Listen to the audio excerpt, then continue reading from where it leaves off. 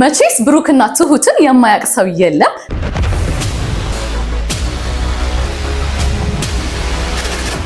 ትሁትዬ እንደምታውቁት ወልዳ አራስ ቤት ላይ ነበረች። ዛሬ ደግሞ በስላንች ፕሮግራማችን ላይ ተገኝታ አብረን አድቫይዝ የምናረጋት ይሆናል። ተከታተሉን። ሰላም፣ ዛሬ በስላንች ፕሮግራም ተገኝቻለሁ። ከአራስ ቤት በኋላ የተወሰኑ ለውጦችን ፈልጌ ከዊንታ ጋር ቆይታ አደርጋለሁ። አብራችሁን ቆዩ። ትሁትዬ እንኳን ደህና መጣሽ። እንኳን ደህና ቆያችሁ። እንዴት ነበር አራስ ቤት ቆይታ? ቤቢ ሾው ቆንጆ ነበር፣ አሪፍ ነበር። እንዴት ነበር? ምጥ ነሽ?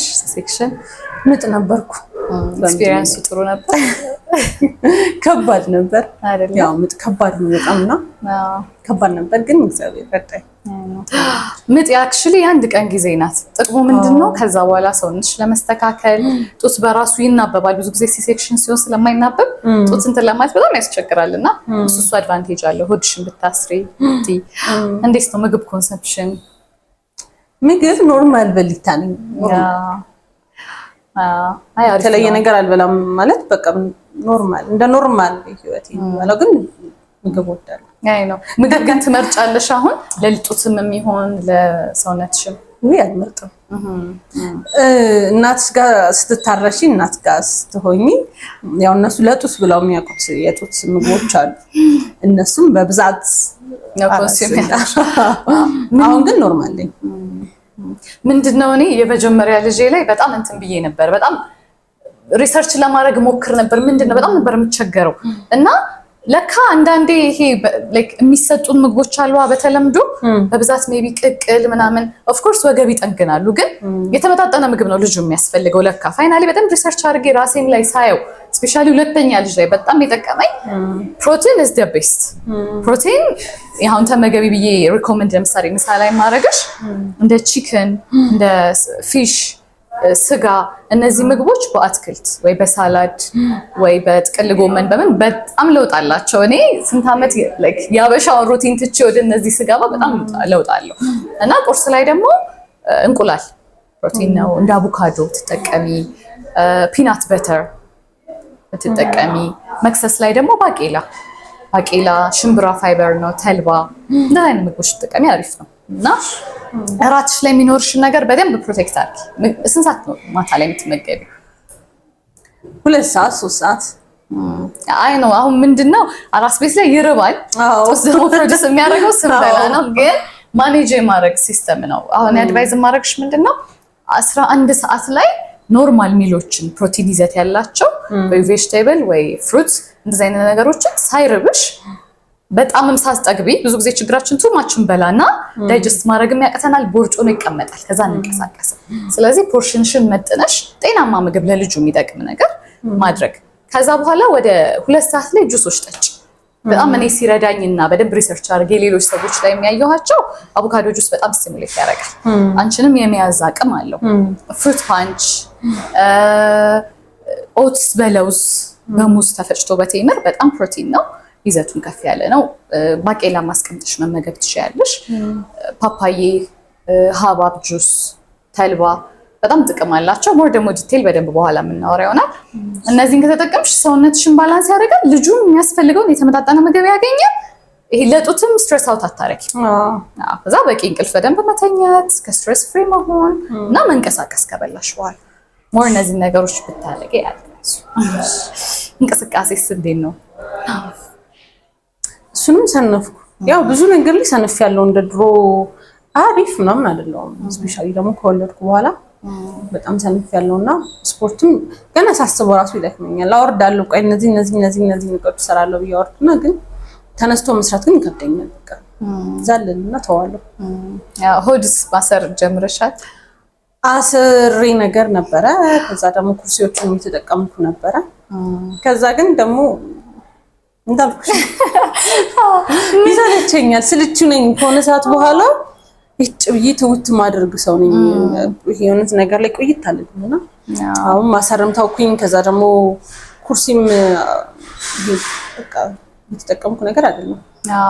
ምንድነው እኔ አሁን ያስተማረኝ እንትኑን ነገር ስነግርሽ የመጀመሪያ ልጄ ላይ እንደዚህ ነበርኩ። በጣም ኬርለስ ነበርኩ።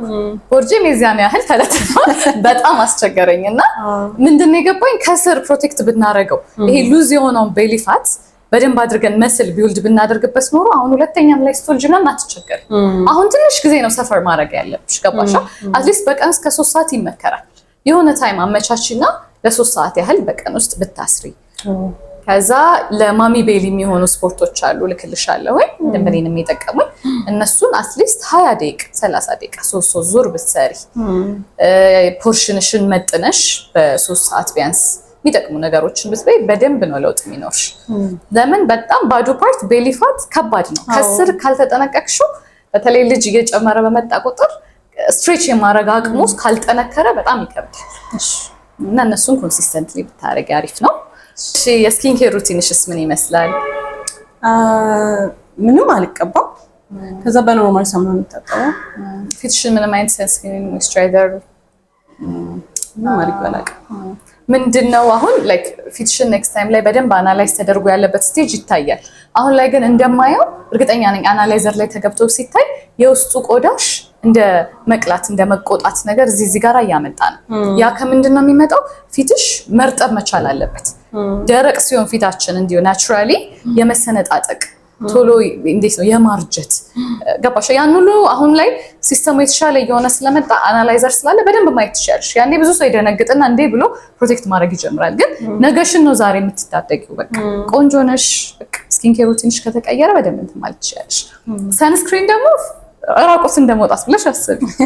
በጣም ተጋላጭ ነው ፊት። በጣም ዲስቴስ በጣም ማዲያት የፊት ጉዳት የሚመጣበት ምክንያት የቆዳ ፕሮቴክሽን ሰንስክሪን ባለመጠቀም ነው። ቀጥታ ነው ዳይሬክትሊ ፀሐዩ ፊትሽን አታክ የሚያደርገው እና የሚጎዳው እና እሱ ግዴታ ነው። ለፊትሽም የሚሆን ሳሙናዎች እሱን አብረን እንመርጣለን። ስለዚህ ምንድን ነበር? እሺ ቆይ የእንትኑ አልጠይቃት። እሺ ቆዳሽ ታይፑ ምንድን ነው?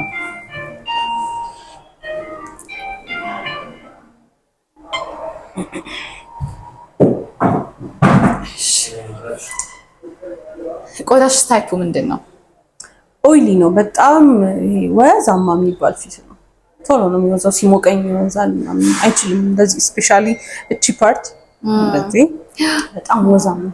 የብዙ ሰው ችግር አሁን ይሄ ነው። ሞይስቸራይዘር ብዙ ሰው አልጠቀምም የሚልበት ዋናው ምክንያት ፊቴ ኦይሊ ስለሆነ ኦልሬዲ ኦይል ፕሮዲዩስ ያደርጋል። ሶ ተጨምሮ ሞይስቸራይዘር እና ሰንስክሪን ምን ይጠቅመኛል? በጣም which is bad የምትጠቀሚያቸው አይተን ፊትሽን የምናረጋቸው ነገሮች በራሱ ለኦይሊ ስኪን ይሆኑ እሱን በደንብ አድርገው ላይክ ወዙ ሳይወጣ ራስሽ ፕሮቴክት እንዲያደርጉ የሚያደርጉ ስለሆኑ እሱ ምንም አይነት ስጋት አይገባሽም። ይሄን ሩቲን ደግሞ ቀይረሽ እናየዋለን። አሁን ደግሞ በቀጣይ ፀጉር ቤት ሄደን ከፀጉሯ ጋር የሚሄዱ ስታይሎችን አብረን እንመርጥ ይሆናል። ቅንድቧንም አብረን የምናይ ይሆናል። በቀጣይ ደግሞ ለቱትዬ ጋር አብረው የሚሄዱ አለባበስ ስታይሎችንም አብረን እንመለከታለን። መልካም ጊዜ።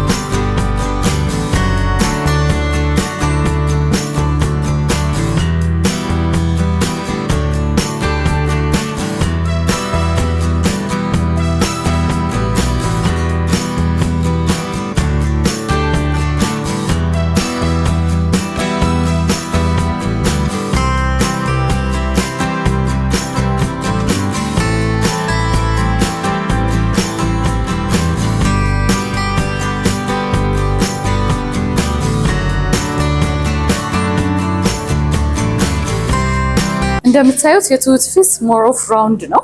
ለራውንድ ሼፕ ደግሞ ሞር ኦፍ ሃይ አርክ ነገር ቢሆን እዚህ ጋር ከፍ ያለ ቢሆን ፊቷን ትንሽ የማስረዘምና ባላንስ የማድረግ ነገር ይኖረዋል። ግን ቅንድቧ አሁን ስሙዝ እና ኖርማል ስለሆነ እንደ ሚድል ነው የተጠቀምነው። ቅንድቧ በዚህ መልኩ ነው ማለት ነው። አሁን ደግሞ ፀጉሯን በዚህ መልኩ ሃይ ፖኒቴል የሆነና ከኋላው የተለቀቀ አከፋፈሉ በጎን በኩል የወረደ ስታይል ተጠቅመንላታል። ያው አራስ እንደመሆኗ መጠን ኤጆች አላወጣንላትም፣ ጄልም አልተጠቀምንም። ኖርማሊ ነው የተያዘው። እስኪ እንዴት አያችሁት?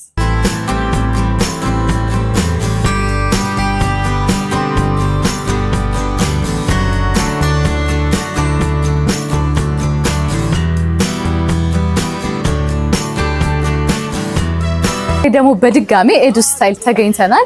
ለትሁትዬ ካዥዋል የሚሆን አውትፊት በዚህ መልኩ መርጠንላታል። ሶ እንደምታዩት የተጠቀምንላት ጥቁር ቶፕ ከጥቁር ጫማና ከኦሞ ጂንስ ጋር ነው እንዲያፈካው በሚል ኮቷም ይሄንን ይመስላል። እስቲ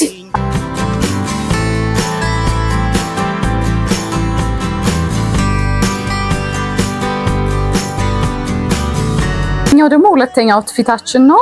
ሞሮፍ አሁን አራስ ቤት ላይ ስላለች ለቀቅ ያለ እንደ ልቧ ለማጥባት ምንም ይመቻል።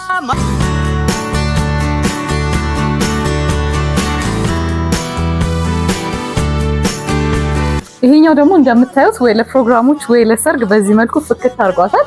ቀይምም ስለሆነች ነጭ ነገር በደንብ ፍቷታል። ጫማም የተጠቀምንላት ፐርፕል ጫማ ነው።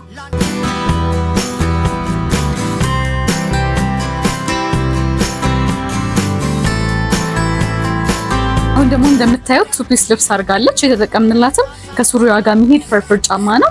ቀበቶና ቦርሳዋን ማሽ ለማድረግ ሞክረናል።